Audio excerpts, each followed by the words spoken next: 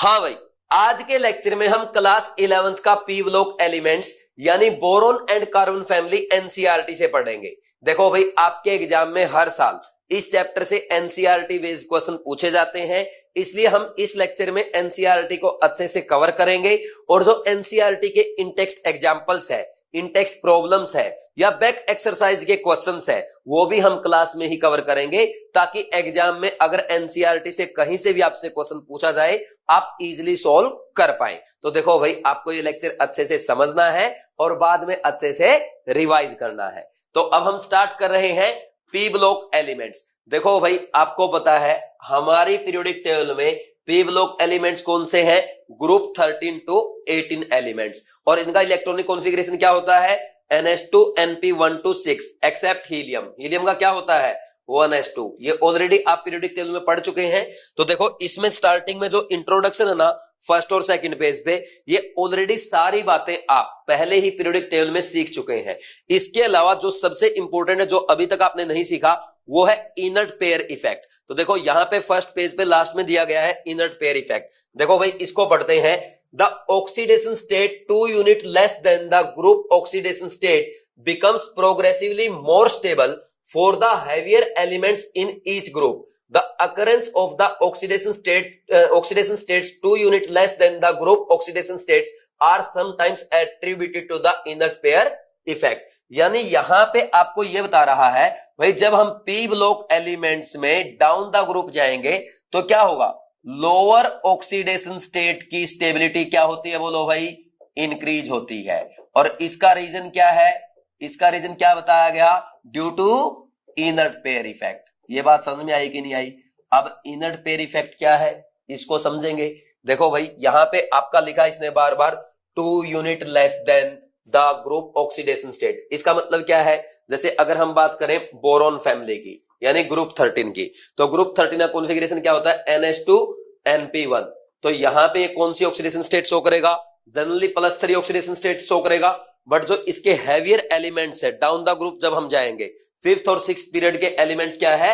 +1 oxidation state show करते हैं। और डाउन द ग्रुप इसकी कौन सी ऑक्सीडेशन स्टेट ज्यादा स्टेबल होगी? +1 होगी। बात समझ में आई कि नहीं आई? अब देखो भाई, इसके बाद कार्बन फैमिली का कॉन्फ़िगरेशन होता है NH2 NP2। तो ये +4 और +2 ऑक्सीडेशन स्टेट शो करेंगे। तो डाउन द ग्रुप क्या होगा? +2 ऑक्सीडेशन स्टेट की स्टेबिलिटी इंक्रीज होती है। ऐसा ही आपका नाइट्रोजन और ऑक्सीजन फैमिली में भी होता है। जैसे इसमें NH2 NP3 कॉन्फ़िगरेशन होगा नाइट्रोजन फैमिली में, तो +5 और +3 ऑक्सीडेशन स्टेट शो करेंगे। But down the group stable कौन सी होगी? +3 होगी। तो यह बात आपको अच्छे समझ में आ गई। होता किसके कारण है? ये होता है भाई इनर्ट पेयर इफेक्ट के कारण। अब इनर्ट पेयर क्या है? इनर्ट पेयर इफेक्ट क्या है? देखो भाई, डाउन द ग्रुप जो 5th एंड 6th पीरियड के एलिमेंट्स है, यानी आपके पी ब्लॉक में जो हैवियर एलिमेंट्स है, उनमें इनर सेल्स में इलेक्ट्रॉन कहां फिल किए जाते हैं? ये डी एंड एफ सब सेल में फिल होंगे। ठीक, तो डी एंड एफ सब सेल का स्क्रीनिंग इफेक्ट यानी शील्डिंग इफेक्ट क्या होता है? कम होगा। इसके कारण क्या होगा? इफेक्टिव न्यूक्लियर चार्ज इंक्रीज हो जाता है। और इफेक्टिव न्यूक्लियर चार्ज इंक्रीज होने के कारण इनके जो यहां पे ये एनपी सब सेल के इलेक्ट्रॉन्स है, वो तो आपका कंपाउंड फॉर्मेशन में या रिएक्शंस में पार्टिसिपेट करते हैं। बट जो NH2 के इलेक्ट्रॉन्स है, वो आपका कंपाउंड फॉर्मेशन में या रिएक्शंस में पार्टिसिपेट नहीं करते। इसलिए जैसे ही आपके एनपी सब सेल के इलेक्ट्रॉन्स रिलीज होंगे, जैसे आपने यहां से 1 इलेक्ट्रॉन रिमूव किया, तो क्या होगा भाई? बोरोन फैमिली में क्या आएगा? डाउन द ग्रुप एलिमेंट्स जो है उन पे +1 ऑक्सीडेशन स्टेट आएगी। तो उसने एक इलेक्ट्रॉन तो रिलीज कर दिया, बट NH के इलेक्ट्रॉन ये रिलीज नहीं करेगा। तो इसके कारण पूरा जो बचा हुआ पेयर है वो क्या करता है? इनर्ट हो जाता है। तो इसको हम क्या कहते हैं? इनर्ट पेयर इफेक्ट कहते हैं। ठीक, समझ आ गई बात? तो अब देखो, रीजन समझ में आया क्या है? ड्यू टू, बोलो भाई, due to less shielding of d and f subshell in inner shells. क्या होगा? NH के इलेक्ट्रॉन क्या नहीं करेंगे भाई? रिएक्शंस में पार्टिसिपेट नहीं करेंगे, कंपाउंड फॉर्मेशन में पार्टिसिपेट नहीं करेंगे। तो इसको हम क्या कहेंगे? इनर्ट पेयर इफेक्ट कहेंगे। ठीक, अब देखो, ये इनर्ट पेयर इफेक्ट क्या है ये समझ में आ गया। बट एग्जाम में क्वेश्चन क्या आएगा? इनर्ट पेयर इफेक्ट की डेफिनेशन नहीं, उसकी एप्लीकेशंस पूछी जाती है। अब एप्लीकेशन क्या होगी? जैसे भाई बोरोन फैमिली की अगर हम बात करें, भाई यहां पे क्या होगा? अगर आपसे पूछा जाए, ये बोरोन फैमिली के एलिमेंट्स है, ठीक, तो क्या होगा? Down the group +3 oxidation state की स्टेबिलिटी तो क्या होगी? डिक्रीज होगी। ठीक है भाई, तो ये ऑर्डर आएगा। बट अगर बात की जाए +1 ऑक्सीडेशन स्टेट की स्टेबिलिटी की, तो क्या होगी? +1 ऑक्सीडेशन स्टेट की स्टेबिलिटी इंक्रीज होगी। इसमें कोई डाउट है क्या भाई? बोलो। और सबसे ज्यादा स्टेबिलिटी किसमें होती है? Group period 5th and 6th में, यानी इंडियम और थैलियम में लोअर ऑक्सीडेशन स्टेट ज्यादा स्टेबल होगी। ये बात ध्यान रखना। बात समझ में आया कि नहीं आया? तो सिमिलरली क्या होगा? कार्बन फैमिली में हायर ऑक्सीडेशन स्टेट की स्टेबिलिटी तो क्या होगी? बोलो भाई, डाउन द ग्रुप डिक्रीज होगी, बट लोअर ऑक्सीडेशन स्टेट की स्टेबिलिटी क्या होगी? इंक्रीज होगी। ये डायरेक्ट है आपके एग्जाम में क्वेश्चन पूछा जाता है। ठीक, तो ये आएगा ऑर्डर। इसमें कोई डाउट है क्या? अब आपसे पूछा जाए नाइट्रोजन फैमिली में, भाई +5 की तो स्टेबिलिटी क्या होगी? डिक्रीज होगी, बट +3 की डाउन द ग्रुप क्या होगी? इंक्रीज होगी। ये आ जाएगा ऑर्डर। समझ गए ना भाई? तो अब देखो, मैं बार बार रिपीट नहीं करूंगा, आपको एक साथ सिखा देता हूं यहीं पे सारा, है ना? समझ आ गया नहीं? आ इसमें कोई डाउट तो नहीं? अच्छे समझ गए? डाउन द ग्रुप मेनली क्या है? जो आपके ग्रुप पीरियड 5th और 6th के जो एलिमेंट्स है, उनमें क्या होगा? Down the group lower oxidation state की स्टेबिलिटी ज्यादा इंक्रीज होगी। ठीक, तो अब जैसे यहां पे अगर हम बात करें, जैसे फॉर एग्जांपल भाई आपने लिखा InCl3 और InCl, और यहां लिखा TlCl3 और ये मैंने लिखा TlCl। ठीक, तो अब इसके बाद नेक्स्ट क्या आएगा? SnCl4 और SnCl2, फिर आएगा आपका PbCl4 और PbCl2। ठीक है भाई, तो ये आपके कार्बन और बोरोन और कार्बन फैमिली के लोअर हैवियर एलिमेंट्स के कंपाउंड है। तो इनमें देखो स्टेबल ज्यादा कौन होगा? यहाँ पे ये +3, ये +1, कौन ज्यादा स्टेबल होगा? +1 होगा भाई। और इसमें +3 और +1 कौन ज्यादा स्टेबल होगा? +1 वाला। यहाँ पे ये +4 और ये +2, कौन होना चाहिए? लोअर ऑक्सीडेशन स्टेट ज्यादा स्टेबल होना चाहिए। बट इसमें उल्टा होता है, इस पे इनर्ट पेयर इफेक्ट काम नहीं करेगा। तो कैसे याद करेंगे? Sn पे इनर्ट पेयर इफेक्ट काम नहीं करता है। ठीक, कैसे याद करोगे? मेरे नैन से याद कर लो। सुनील नैन पे कोई किसी चीज का इफेक्ट नहीं आता। जैसा पढ़ाना है वैसा ही पढ़ाएंगे, क्लास में कोई टाइम वेस्ट नहीं करेंगे। ओनली किस पे काम करेंगे? पढ़ाई पे काम करेंगे। ओनली स्टूडेंट्स की प्रोडक्टिविटी इंक्रीज करेंगे। तो आप ये ध्यान रखो, कोई कुछ भी करता रहे, सुनील नैन पे कोई इफेक्ट नहीं आएगा। तो इस पे कोई इनर्ट पेयर इफेक्ट काम नहीं करता है। बात समझ में आई कि नहीं आई? ठीक, फिर PbCl4 और PbCl2 में भाई ये +4 ये +2, तो क्या होगा? लोअर ऑक्सीडेशन स्टेट ज्यादा स्टेबल होगी। समझ आया कि नहीं आया? कोई डाउट तो नहीं है? अब देखो, अब जब भी भाई आपका इंडियम है, ठीक, ये थैलियम है और Pb है, जब ये अपनी हायर ऑक्सीडेशन स्टेट में होंगे, जैसे ये हायर में होंगे, तो क्या करेंगे भाई? ये अपनी लोअर ऑक्सीडेशन स्टेट में जाएंगे। ये +1 में जाएगा, ये +1 में जाएगा, ये +2 में जाएगा। तो कैसे जाएंगे? दो इलेक्ट्रॉन एक्सेप्ट करके जाएंगे। तो जब ये 2 इलेक्ट्रॉन एक्सेप्ट करेंगे, तो क्या करेंगे? खुद तो 2 इलेक्ट्रॉन एक्सेप्ट कर रहे हैं, खुद तो रिड्यूस हो रहे हैं, और दूसरे को ऑक्सीडाइज कर रहे हैं। तो इसलिए क्या करते हैं? बढ़िया ऑक्सीडाइजिंग एजेंट का काम करते हैं। ये आपके एग्जाम में डायरेक्ट क्वेश्चन पूछ लिया जाता है। बात समझ में आई कि नहीं आई? ठीक, इसके अलावा अगर आपसे पूछ लिया जाए भाई Sn किसका काम करेगा? Sn की स्टेबिलिटी किस में ज्यादा है? आपने वहां पर ऊपर लिख रखा है +4 में ज्यादा स्टेबल है। तो Sn अगर +2 में होगा, तो यहां पे आप लिख देंगे, इसका अपने को ध्यान देना है, +4 में जाएगा। कैसे जाएगा? 2 इलेक्ट्रॉन डोनेट करके जाएगा, और जो 2 इलेक्ट्रॉन डोनेट करेगा वो क्या करेगा भाई? दूसरे को रिड्यूस करेगा, यानी रिड्यूसिंग एजेंट का काम करेगा। ये इतनी बात समझ में आ गई आपको? ठीक, फिर इसके बाद देखो, कई बार आपसे ये भी पूछा जाता है भाई PbO और PbO2 में कौन ज्यादा स्टेबल होगा? लोअर ऑक्सीडेशन स्टेट का ऑक्साइड, तो ये वाला ज्यादा स्टेबल होगा। SnO और SnO2 में SnO2 ज्यादा स्टेबल होगा, क्योंकि इस पे इनर्ट पेयर इफेक्ट काम नहीं करता। अब जैसे गैलियम है, गैलियम अगर +1 में हो, तो ये किसका काम करेगा? भाई आपको क्या बात करनी है? जो आपके हैवियर एलिमेंट्स है पीरियड 5th और 6th के, जैसे इंडियम है, थैलियम है, टिन है, लेड है, या आपके नाइट्रोजन फैमिली के है, कौन सा है भाई? एंटीमनी है, बिस्मथ है। तो इनर्ट पेयर इफेक्ट तो यहां काम कर रहा है ना, स्टार्टिंग के 3 एलिमेंट्स में थोड़ा करेगा। तो हम क्या करेंगे भाई? ये गैलियम तो +3 में ज्यादा स्टेबल होगा, और +3 में ज्यादा स्टेबल होगा तो किसका काम करेगा? बढ़िया रिड्यूसिंग एजेंट का काम करेगा, क्योंकि ये +1 से किस में जाएगा? बोलो भाई, +3 में जाएगा। 2 इलेक्ट्रॉन रिलीज करके जाएगा, 2 इलेक्ट्रॉन डोनेट करके जाएगा। ये समझ में आ गया? तो ये था आपका inert pair effect. I hope कि आपको अच्छे समझ में आ गया होगा। इसमें अगर आपको कुछ भी नोट डाउन करना कर सकते हैं, क्योंकि यहां से आपके एग्जाम में डायरेक्ट क्वेश्चन पूछ ली जाते हैं। तो जल्दी से लिखो, फिर आगे बढ़ेंगे। तो देखो भाई, इनर्ट पेयर इफेक्ट अच्छे से समझ में आ गया। क्या ध्यान रखना है कि पी ब्लॉक एलिमेंट्स में down the group lower oxidation state की स्टेबिलिटी इंक्रीज होगी due to inert pair effect. But Sn के केस में इनर्ट पेयर इफेक्ट काम नहीं करता है। Sn+4 Sn+2 से ज्यादा स्टेबल होता है। कैसे याद करेंगे? मेरे नेम से याद करना है, सुनील नैन, यानी Sn सर के केस में कोई इफेक्ट काम नहीं करेगा। अब नेक्स्ट देखो भाई, यहां पे पी ब्लॉक एलिमेंट्स का जनरल इलेक्ट्रॉनिक कॉन्फ़िगरेशन गिवन है, जो पहले से ही आप जानते हैं। इसके साथ ऑक्सीडेशन स्टेट भी गिवन है, एक बार पढ़ लेते हैं। देखो भाई, सबसे पहले बोरॉन फैमिली इलेक्ट्रॉनिक कॉन्फ़िगरेशन क्या होगा? वैलेंस शेल इलेक्ट्रॉनिक कॉन्फ़िगरेशन है NH2NP1, यानी वैलेंस शेल में कितने इलेक्ट्रॉन्स है? 3 इलेक्ट्रॉन। तो 3 इलेक्ट्रॉन डोनेट करके मैक्सिमम ऑक्सीडेशन स्टेट कितनी शो करेंगे?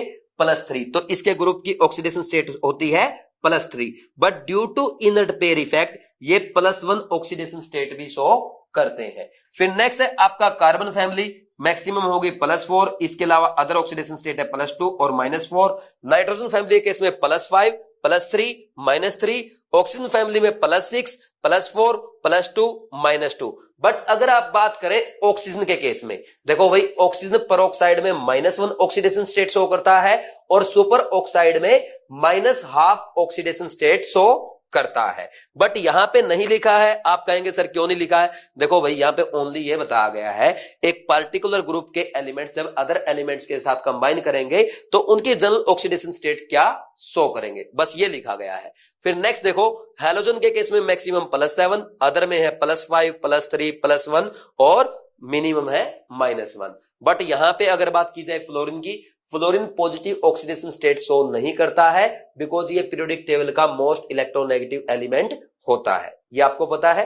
अब नेक्स्ट देखो भाई, इनर्ट गैसेस। इनर्ट गैसेस में मैक्सिमम कितना है? +8। एग्जांपल क्या है? Xenon tetroxide, that is XeO4। फिर उसके बाद +6 एग्जांपल है XeF6, +4 XeF4 और +2 है XeF2। बट एग्जांपल लिखने की जरूरत नहीं है, क्योंकि पी ब्लॉक एलिमेंट्स में 12th क्लास में आगे डिटेल में हम पढ़ेंगे।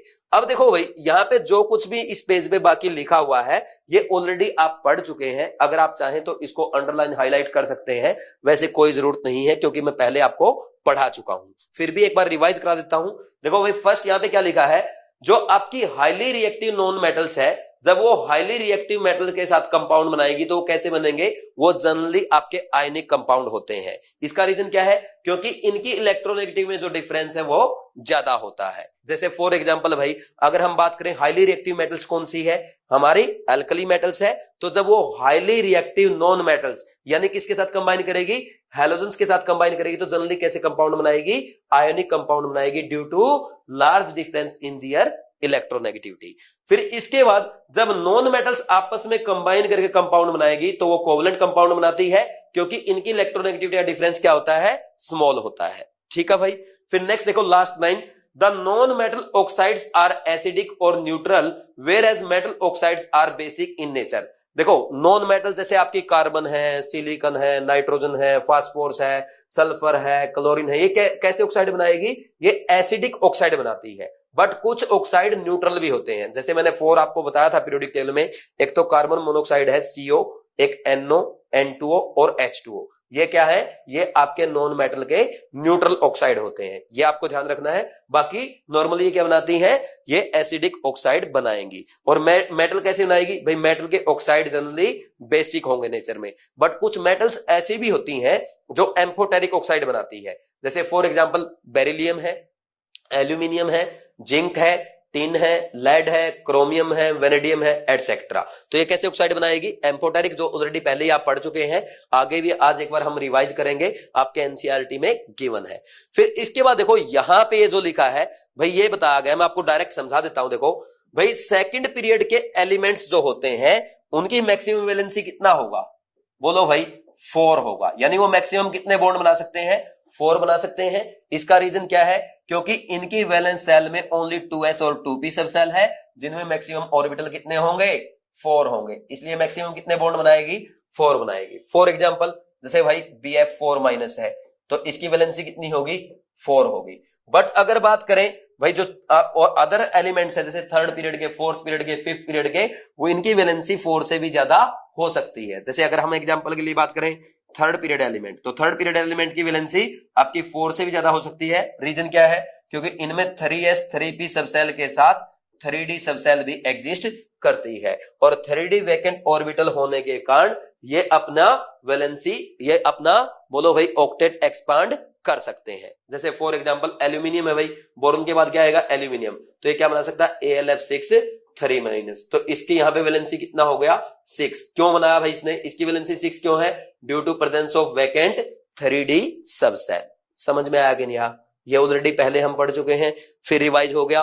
तो देखो इसके बाद नेक्स्ट अगर हम यहां पे बात करें भाई, ये क्या लिखा है इसमें? इसने ये समझाया है भाई जो हमारे सेकंड पीरियड के एलिमेंट्स है जैसे कार्बन है, नाइट्रोजन है, ऑक्सीजन है, ये क्या करते हैं? ये है ना आपस में डबल बॉन्ड बनाएंगे। जैसे कार्बन कार्बन डबल बॉन्ड है, कार्बन कार्बन ट्रिपल बॉन्ड है, नाइट्रोजन नाइट्रोजन ट्रिपल बॉन्ड है, ऑक्सीजन ऑक्सीजन डबल बॉन्ड है, या एक दूसरे के साथ जैसे carbon oxygen double bond, carbon nitrogen triple bond, nitrogen oxygen double bond, तो ये ऐसे डबल बॉन्ड बनाते हैं। ठीक, तो इसका रीजन क्या है भाई? क्योंकि इनमें है ना जो पाई बॉन्ड बनेगा वो क्या होगा? वो होगा 2p पाई 2p पाई बॉन्ड, और 2p पाई 2p पाई बॉन्ड की बॉन्ड एनर्जी सबसे ज्यादा होती है पाई बॉन्ड्स में, इसलिए इसकी स्टेबिलिटी सबसे ज्यादा होगी। बात समझ में आई कि नहीं आई?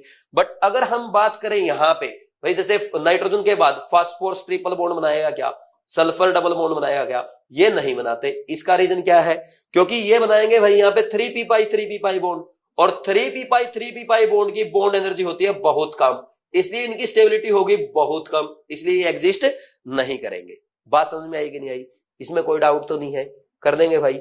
अब नेक्स्ट देखो, अगर बात करें सेकंड पीरियड के एलिमेंट्स की, जैसे ऑक्सीजन है, ऑक्सीजन भाई जो हैवियर एलिमेंट्स होते हैं उनके साथ भी क्या बनाता है? पाई बॉन्ड बनाएगा। जैसे फास्फोरस के साथ बनाएगा भाई, फास्फोरस के साथ बना लिया।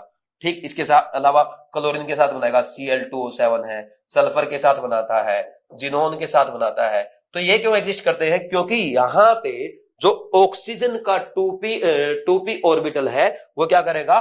2p पाई, वो p पाई d पाई बॉन्ड बनाता है, और जो p पाई d पाई बॉन्ड बनते हैं उनकी बॉन्ड एनर्जी 3p पाई 3p पाई बॉन्ड से ज्यादा होती है। यानी हम ये कहेंगे कि अगर यहां पे लिख दे जैसे 2p पाई 3d पाई है, या 2p पाई 4d पाई है, 2p पाई 4d पाई 5d पाई है, तो इनकी एनर्जी 3p पाई 3p पाई से भी ज्यादा होती है। तो इसलिए ये तो एग्जिस्ट करेंगे, ये एग्जिस्ट नहीं करते हैं। बात समझ में आई कि नहीं आई? इसमें कोई डाउट तो नहीं है? तो यहां पे ये लिखा हुआ है। फिर इसके बाद नेक्स्ट देखो भाई, नेक्स्ट आप आगे आ जाओ ग्रुप 13 एलिमेंट्स पे। तो ग्रुप 13 में क्या है? बोरोन क्या है? नॉन मेटल है। फिर डाउन द ग्रुप जाएंगे, बाकी आपकी मेटल्स है, और डाउन द ग्रुप क्या होता है? मेटालिक करैक्टर इंक्रीज होगा। ये मैं पहले ही आपको पीरियोडिक टेबल में बता चुका हूं कि down the group ionization energy decrease होगी, इलेक्ट्रॉन डोनेट करने की टेंडेंसी इंक्रीज होगी, हेंस मेटालिक करैक्टर इंक्रीज होगा। बट आप कहेंगे सर अगर कहीं पे एक्सेप्शन है, भाई मेटालिक करैक्टर और नॉन मेटालिक करैक्टर में आप एक्सेप्शन की बात नहीं करते। बस ये ध्यान रखो, डाउन द ग्रुप क्या होगा? मेटालिक करैक्टर इंक्रीज होगा, और पीरियड में लेफ्ट टू राइट जाने पे नॉन मेटालिक करैक्टर इंक्रीज होता है। ठीक, फिर उसके बाद देखो यहां पे बोरोन के कंपाउंड बताए गए हैं, जैसे ऑर्थोबोरिक एसिड है, इसके बारे में अभी डिटेल में पढ़ेंगे, बोरैक्स है, इसके बारे में डिटेल में पढ़ेंगे, कर्नाइट है, इसका फॉर्मूला चाहे तो आप ध्यान रख सकते हैं। देखो भाई ये जो कर्नाइट है ना, इसका फॉर्मूला क्या है? Na2B4O7.4H2, जबकि बोरैक्स में क्या होता है? यहाँ पे .10H2, बस ये डिफरेंस है, ये चाहे तो आप याद कर सकते हैं। फिर इसके बाद नेक्स्ट देखो भाई, बोरोन के 2 आइसोटोप है, एक तो B10 और एक B11। ज्यादा अमाउंट किसकी है? B11 की है। फिर नेक्स्ट यहां पे लिखा गया है भाई, एल्यूमिनियम जो है वो मोस्ट अबंडेंट मेटल है, but third most abundant element है अर्थ क्रस्ट में। किसके बाद? ऑक्सीजन और सिलिकॉन के बाद। तो देखो यहां पे ना, इसको पूरा बार बार पढ़ने की बजाय आप साइड में लिख लिया करो भाई, अर्थ क्रस्ट में सबसे ज्यादा पाया जाने वाला एलिमेंट कौन सा है? बताओ। ऑक्सीजन है, फिर उससे कम कौन पाया जाता है? सिलिकॉन, और थर्ड नंबर किसका आएगा? एल्यूमिनियम। ठीक, तो अब अगर आपने ये लिख लिया तो बार बार इसको पढ़ने की जरूरत नहीं पड़ेगी, देखते ही समझ में आ जाएगा क्या लिखा है। ठीक, अब देखो ऑक्सीजन और सिलिकॉन क्या है? नॉन मेटल है, तो मोस्ट अबंडेंट मेटल कौन सा हो जाएगा? एल्यूमिनियम हो जाएगा। अंडरस्टूड है? ठीक, फिर इसके बाद यहां पे आपको बताया गया है कि एल्यूमिनियम के मिनरल कौन से हैं, बॉक्साइट है, क्रायोलाइट है, इनको लिखने की जरूरत नहीं है क्योंकि मेटलर्जी में डिटेल में हम पढ़ेंगे। ठीक, फिर इसके बाद नेक्स्ट देखो, nihonium has symbol NH, atomic number 113, atomic mass भी गिवन है और इलेक्ट्रॉनिक कॉन्फ़िगरेशन भी गिवन है। देखो भाई यहां पे ना इलेक्ट्रॉनिक कॉन्फ़िगरेशन इसने सही से नहीं लिखा, यहां पे आएगा 7s2 7p1, ये करेक्शन आप एनसीईआरटी में कर लें, या एक काम कर लो भैया अलग से आप लिख लो। NH का कॉन्फ़िगरेशन क्या होगा, रेडोन, फिर आएगा आपका 5f14 6d10 7s2 और 7p1। एक बार अगर आप लिख लेंगे तो आपको याद रहेगा, ठीक। और वैसे भी मान लो भूल जाओ आप तो टेंशन नहीं लेनी है, क्योंकि हम एटॉमिक नंबर से इलेक्ट्रॉनिक कॉन्फ़िगरेशन लिख के ग्रुप, पीरियड और ब्लॉक फाइंड आउट करना कहां सीख चुके हैं, पीरियोडिक टेबल में ऑलरेडी सीख चुके हैं। बट फिर भी जब आप एक बार कोई चीज लिख लेते हैं तो आपको याद रहती है। मन लिखना है क्यों बोल दिया, क्योंकि देखो भाई ये आपका लास्ट एलिमेंट है किसका, बोरोन फैमिली का, तो एग्जामिनर इसका कॉन्फ़िगरेशन डायरेक्ट आपसे एटॉमिक नंबर देके पूछ सकता है, क्योंकि एनसीईआरटी में लिखा है। एक बार लिख के देख लेंगे तो क्या फर्क पड़ रहा है, और वैसे भी नहीं लिखेंगे तो आप तो इंटेलिजेंट है, लिखना सीख चुके हो, अपने आप बता देंगे, ठीक है भाई। ये बहुत कम अमाउंट में बनाया गया है और इसका जो मोस्ट स्टेबल आइसोटोप है वो कितनी देर के लिए एग्जिस्ट करता है, ओनली 20 सेकंड के लिए एग्जिस्ट करता है, ठीक है भाई। फिर इसके बाद नेक्स्ट आ जाओ इलेक्ट्रॉनिक कॉन्फ़िगरेशन, ये आपको सिंपल पता है क्या होता है इलेक्ट्रॉनिक कॉन्फ़िगरेशन, NH2NP1। नेक्स्ट इसके बाद है एटॉमिक रेडियाई। भाई एटॉमिक रेडियाई की अगर आप बात करें, ये पहले ही मैं आपको बता चुका हूं, फिर रिमाइंड करवा देता हूं, वैसे अभी आप है ना टेबल में ही पढ़ेंगे, फिर भी ध्यान रखना है भाई। यहां पे क्या आएगा ऑर्डर, बोरोन से ज्यादा बड़ा साइज किसका है, गैलियम का, गैलियम से बड़ा किसका है, एल्यूमिनियम का, उससे बड़ा इंडियम का, बस, और सबसे बड़ा है थैलियम का। देखो भाई डाउन द ग्रुप क्या होगा, साइज इंक्रीज होगा, बट एक्सेप्शन कहा रहा है गैलियम और एल्यूमिनियम में। गैलियम से बड़ा किसका हो गया, एल्यूमिनियम का, क्योंकि गैलियम में क्या है भाई 3d 10 इलेक्ट्रॉन प्रेजेंट होते हैं, तो डी सब सेल फुलफिल्ड है, तो डी सब सेल में इलेक्ट्रॉन प्रेजेंट होने की वजह से डी सब सेल का शिल्डिंग इफेक्ट क्या होगा, कम होगा, जिसके कारण क्या हो जाएगा, जिसके कारण बोलो भाई इफेक्टिव न्यूक्लियर चार्ज बढ़ जाएगा और गैलियम का साइज छोटा हो जाएगा। ये बात समझ में आ गई, तो ये ऑर्डर आपको ध्यान रखना है, ठीक। इसमें कोई डाउट तो नहीं है। अब कुछ बच्चे ये भी बोलते हैं सर थैलियम में लैंथेनॉइड कॉन्ट्रैक्शन होगा, भाई बिल्कुल होगा। तो बच्चे सोचते हैं सर इंडियम का साइज थैलियम से बड़ा हो जाएगा, भाई कॉन्ट्रैक्शन होगा बट इतना नहीं होगा कि साइज भी छोटा हो जाए, ये ध्यान रखना है, ठीक। लैंथेनॉइड कॉन्ट्रैक्शन है बट साइज फिर भी किसका बड़ा है, थैलियम का बड़ा है। जैसे भाई आपको ऑर्डर देखो मैं बता देता हूं, डिफरेंस बहुत कम है, बट यहाँ पे इसका साइज है 88 पिकोमीटर, इसका 135 पिकोमीटर, ये है 143 पिकोमीटर, ये 167 पिकोमीटर और ये है 170 पिकोमीटर। देखो भाई यहाँ पे एक सेल एक्स्ट्रा है बट डिफरेंस कितना आया, बहुत छोटा सा आया है, 3 पिकोमीटर का। क्यों, क्योंकि थैलियम में क्या है, लैंथेनॉइड कॉन्ट्रैक्शन होता है। बात समझ में आएगी नहीं आई, इसमें कोई डाउट तो नहीं है। तो आपको ये वैल्यूज याद नहीं करनी, आपको तो ओनली ऑर्डर याद रखना है कि एक ही एक्सेप्शन है, गैलियम का साइज एल्यूमिनियम से छोटा होता है, ठीक। कर देंगे भाई, तो यहां पे ये एक्सप्लेन किया गया है, समझ आ गया। अब नेक्स्ट देखो इसके बाद, अच्छा एक बात और बताता हूं, क्योंकि यहां पे आपका टेबल में आएगा भाई, अगर आपसे पूछा जाए आयोनिक साइज, जैसे boron, aluminium, gallium, indium, thallium, हम बात करते हैं डी ब्लॉक कॉन्ट्रैक्शन या ट्रांजिशन कॉन्ट्रैक्शन और लैंथेनॉइड कॉन्ट्रैक्शन की, ठीक। वो क्या है भाई, जब आउटर मोस्ट सेल में इलेक्ट्रॉन प्रेजेंट होंगे तब बात कर रहे हैं कि जो आउटर मोस्ट सेल के इलेक्ट्रॉन है उन पे क्या होगा भाई, due to poor shielding of d and f subshell effective nuclear charge increase होगा, जिसके कारण साइज डिक्रीज होगा।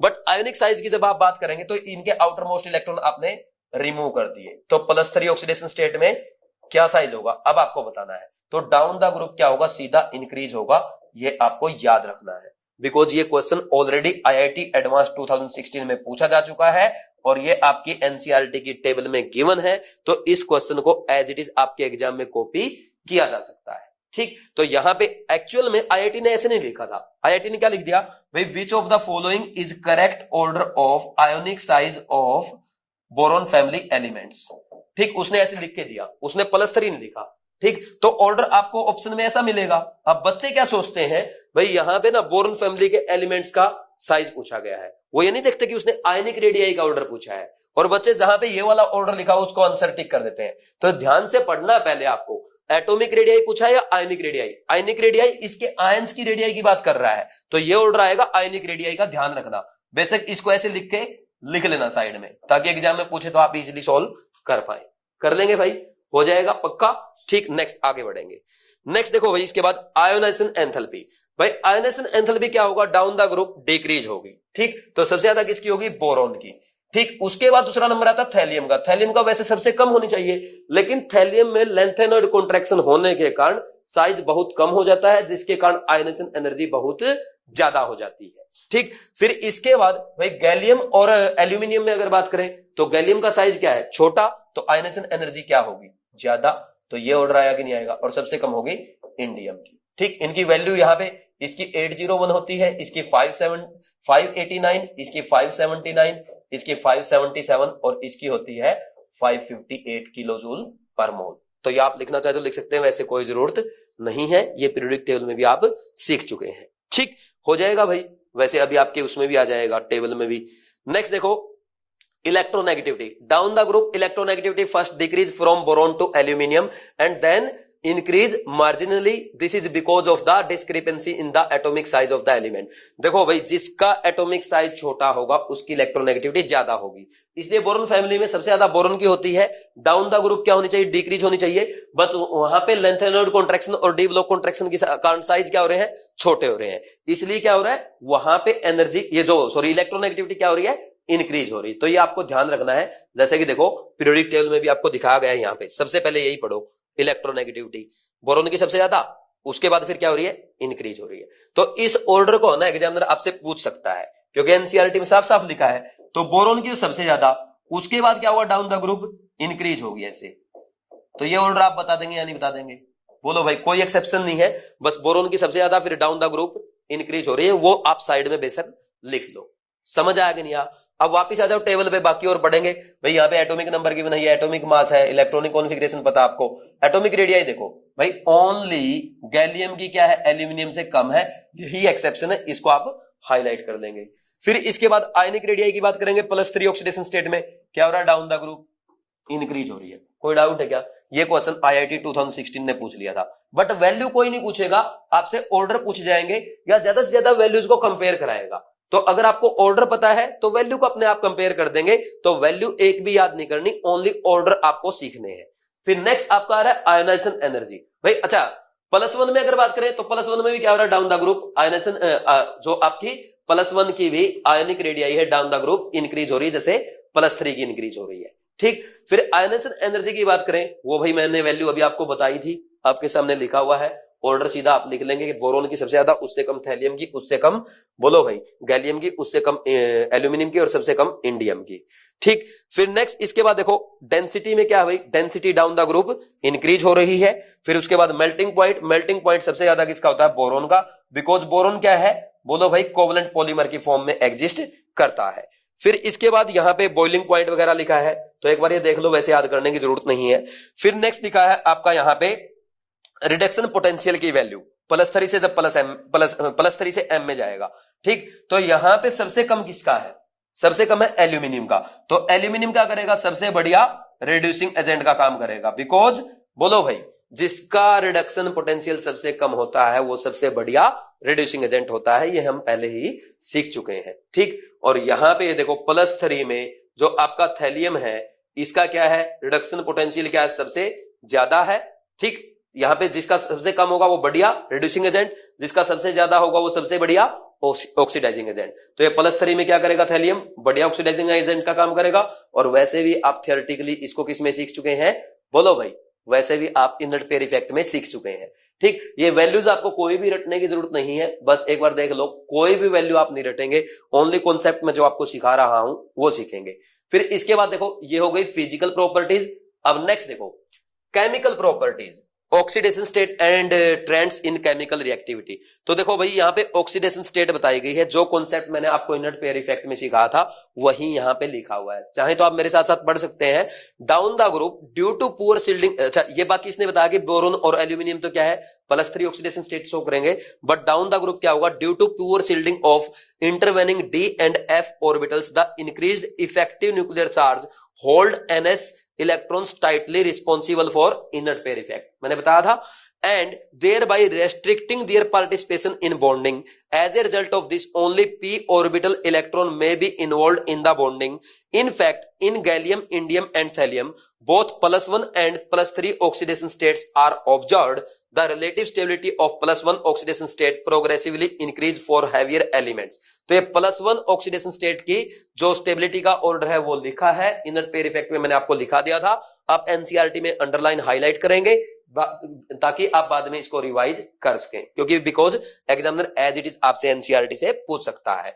नेक्स्ट देखो, in thallium +1 oxidation state is predominant whereas the +3 oxidation state is highly oxidizing in character। ये भी मैं आपको बता चुका हूं भाई, +1 ऑक्सीडेशन स्टेट ज्यादा स्टेबल है, इसलिए +3 से +1 में जाएगा। कैसे? 2 इलेक्ट्रॉन एक्सेप्ट करके। तो किसका काम करेगा? ऑक्सीडाइजिंग एजेंट का काम करेगा। The compounds in +1 oxidation state as expected from energy considerations are more ionic than those in +3 oxidation state. तो ये भी देखो भाई, ये तो सिंपल सी बात है। यहां पे अगर आपसे बात करें कि InCl3 है, InCl3 और InCl में ज्यादा आयनिक करैक्टर किसमें होगा? देखो भाई, इसमें क्या है? +3 ऑक्सीडेशन स्टेट, इसमें +1। तो जिसमें ज्यादा ऑक्सीडेशन स्टेट होगा, चार्ज बाय रेडियस रेशो ज्यादा, तो पोलराइजेशन ज्यादा, कोवलेंट करैक्टर ज्यादा, यानी आयनिक करैक्टर क्या होगा? कम होगा। सिमिलरली आप अदर के लिए बोल देंगे। ये ऑर्डर आया कि नहीं आएगा? बोलो भाई। इसके अलावा आपसे पूछा जाए PbCl4 और PbCl2 में, तो इसमें कोवलेंट करैक्टर ज्यादा होगा, आयनिक करैक्टर कम होगा। सिमिलरली आपसे बोलते PbO और PbO2 में किसमें ज्यादा आयनिक करैक्टर होगा? PbO में। समझ आया कि नहीं? कोई डाउट नहीं है भाई।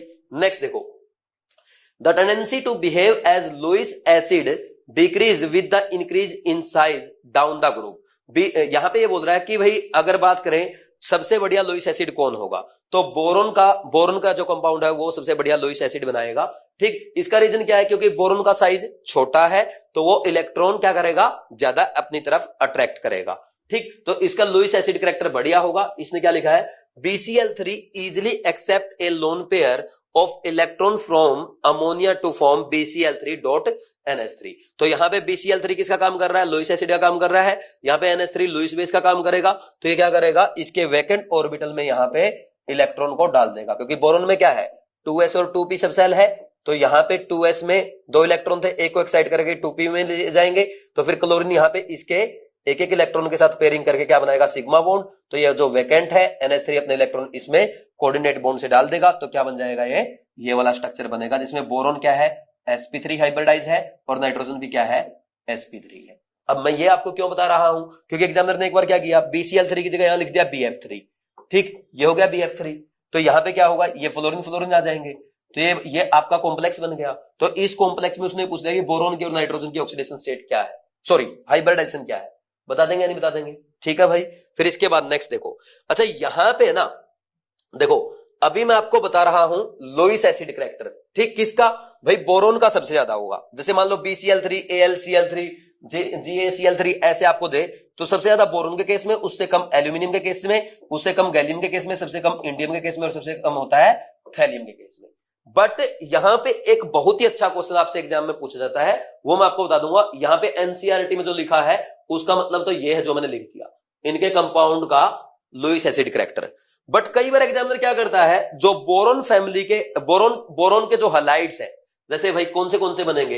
एक तो ये बनेगा BF3, एक बनेगा BCl3, BBr3 और Bi3। ठीक है भाई। तो इनमें आपसे लुईस एसिड करैक्टर पूछता है। तो देखो ध्यान देना मेरी बात पे, एक बार यहां पे फोकस करना, क्योंकि एग्जाम में पूछ चुका है, दोबारा रिपीट हो सकता है। देखो ये बनेंगे ऐसे। अब यहां पे बोरोन और फ्लोरीन क्या है? सेम पीरियड के एलिमेंट है। तो इसके पास, फ्लोरीन के पास ये जो लोन पेयर है 2p में है, और बोरोन के पास क्या है? वैकेंट 2p ऑर्बिटल है। तो यहां पे फ्लोरीन क्या करेगा? यहां पे इसका ऑक्टेट इनकम्प्लीट है, तो इसकी मदद करने के लिए क्या करता है? इसको इलेक्ट्रॉन कोऑर्डिनेट बॉन्ड से डोनेट कर देता है ऐसे। ठीक, तो यहां पे इसको हम बोलते हैं बैक बॉन्डिंग। तो यहां पे बैक बॉन्डिंग बढ़िया होती है, क्योंकि 2p बैक बॉन्ड बनेगा। समझ आया कि नहीं आया? ठीक, बट यहां पे अगर आप बात करें, बोरोन क्या है? 2p, इसमें 2p ऑर्बिटल है, बट आयोडीन में क्या होता है? 5p है। तो 2p 5p का बॉन्ड बढ़िया नहीं बनेगा।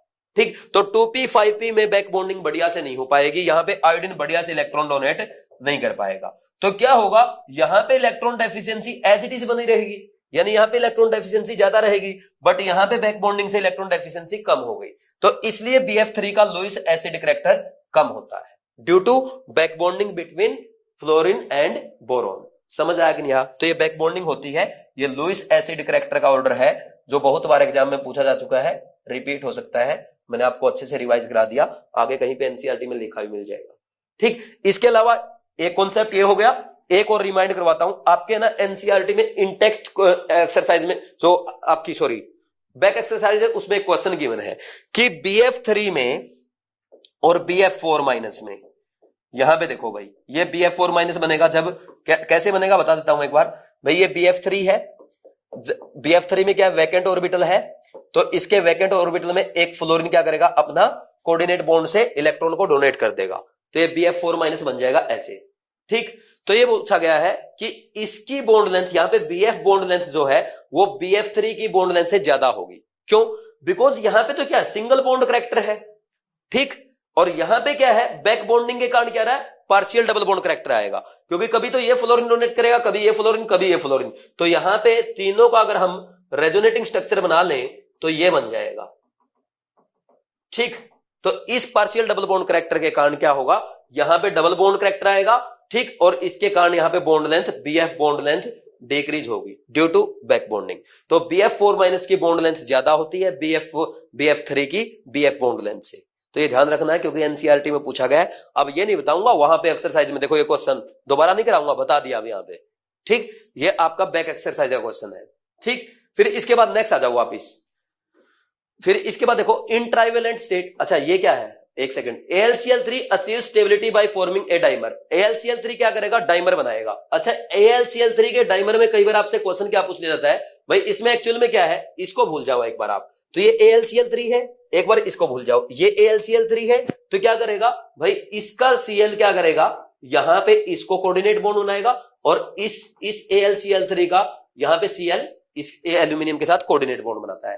ठीक, अब देखो यहां पे जो बॉन्ड बन रहे हैं इनके एंगल भी गिवन है, एक बार पढ़ लेना, वैसे बहुत ज्यादा इंपॉर्टेंट नहीं होते फिर भी पढ़ लेना। ये 118 डिग्री होगा और यहां पे ये AlCl Al का 101 डिग्री, ठीक, और ये वाला एंगल 79 डिग्री, एक बार बस देख लो। अब इंपॉर्टेंट क्या है वो मैं बताता हूं आपको, यहां पे एल्यूमिनियम और क्लोरीन का जो बॉन्ड है ये आपका 2 सेंटर 2 इलेक्ट्रॉन बॉन्ड है, एक सेंटर ये एक सेंटर ये, और यहां पे 2 इलेक्ट्रॉन बॉन्ड, ये भी 2 सेंटर 2 इलेक्ट्रॉन बॉन्ड है, ये भी आपका 2 सेंटर 2 इलेक्ट्रॉन बॉन्ड है, और ये भी आपका 2 सेंटर 2 इलेक्ट्रॉन बॉन्ड है। बट अगर आप बात करें इनकी, यहां पे देखो ये यहां पे एक सेंटर दूसरा सेंटर तीसरा सेंटर और 2 इलेक्ट्रॉन ये 2 ये, कितना हो गया टोटल 4 इलेक्ट्रॉन सॉरी पहले लिखेंगे आप 3 सेंटर 2 इलेक्ट्रॉन बॉन्ड, और एक ये वाला ये भी आपका क्या है 2 इलेक्ट्रॉन और सेंटर है 3, तो हो गया टोटल 3 सेंटर 4 इलेक्ट्रॉन बॉन्ड। तो इसमें 4 तो 2 सेंटर 2 इलेक्ट्रॉन बॉन्ड है और 2 3 सेंटर 4 इलेक्ट्रॉन बॉन्ड है। ठीक, तो ये ध्यान रखना है, ये समझ में आया कि नहीं? देखो भाई 2 4 तो क्या हो गए 2 सेंटर 2 इलेक्ट्रॉन बॉन्ड और 2 हो गए 3 सेंटर, अरे यार 4 लिखो यहाँ पे सॉरी, 2 हो गए आपके 3 सेंटर 4 इलेक्ट्रॉन बॉन्ड। ठीक, फिर इसके बाद नेक्स्ट देखो, in trivalent state most of the compounds being covalent and are hydrolyzed in water. For example, the trichlorides on hydrolysis in water form tetrahedral species MOH4 minus type. The hybridization state of the element M is sp3. Aluminium chloride in acidified aqueous solution forms octahedral AlH2O6 3 plus ion. In this complex, the 3d orbitals are involved and hybridization state of aluminium is sp3d2. यानी यहां पे बताया गया, जैसे भाई अगर आप boron के केस में बात करें, भाई BCl3 है, इसका हाइड्रोलिसिस करेंगे तो क्या बनेगा पता है, BO, भाई जैसे यहां पे ना, वैसे इसका ना ये तो H3BO3 बनाता है, BOH थ्राइस बनाता है नॉर्मली, बट इसका अगर और हाइड्रोलिसिस कर देंगे तो फर्दर ये क्या बन जाएगा BOH4 माइनस बन जाता है।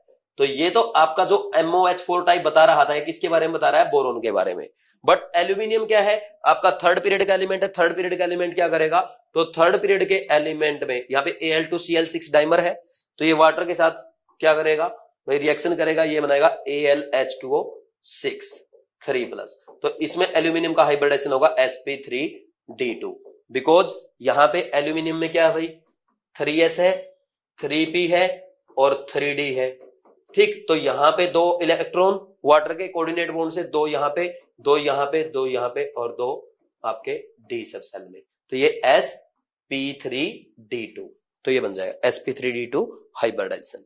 ठीक, समझ में आया कि नहीं आया, इसमें कोई डाउट तो नहीं है, बोलो भाई समझ आ गया। फिर इसके बाद देखो नेक्स्ट, देखो भाई नेक्स्ट आगे बढ़ जाए, यहां पे देखो प्रॉब्लम 11.1, इसमें यह बताया गया है भाई एल्यूमिनियम का आपको इलेक्ट्रोड पोटेंशियल गिवन है और थैलियम का गिवन है। अब ये पूछ रहा है कि आप ये बताओ कि इनमें ज्यादा इलेक्ट्रोड पॉजिटिव करैक्टर कौन से का होगा।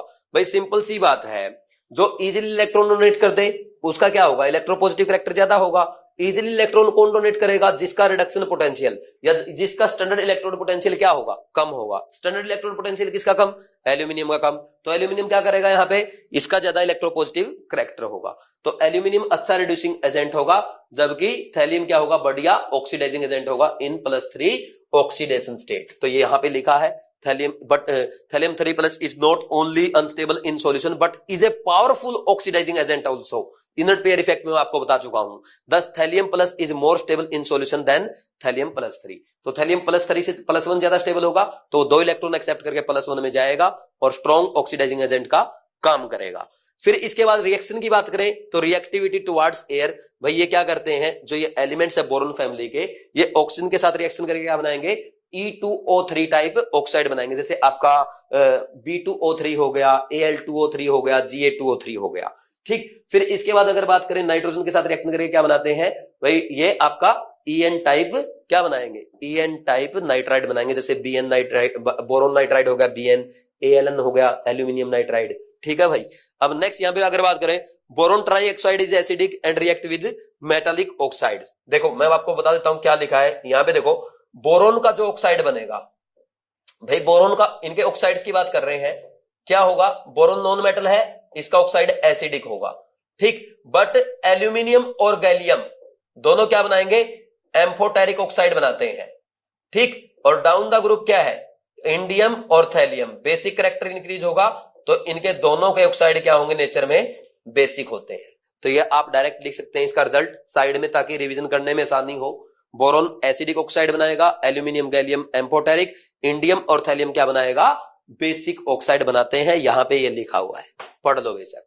ठीक, फिर इसके बाद नेक्स्ट देखो भाई, reactivity towards acids and alkali. अच्छा यहां पे ना एक बात ये भी लिखी है, भाई बोरोन अनरिएक्टिव होता है क्रिस्टलाइन फॉर्म में, है ना, और एल्यूमिनियम क्या करता है, ऑक्सीजन के साथ रिएक्शन करके Al2O3 अपने मेटल के ऊपर मेटल सरफेस पे ऑक्साइड की लेयर बना लेगा, फिर फर्दर रिएक्ट नहीं करेगा। तो ये 1-2 बातें लिखी हुई है।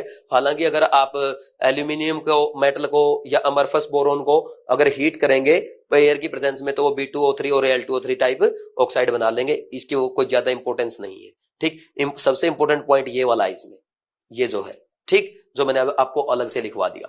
नेक्स्ट देखो, reactivity towards acid and alkali.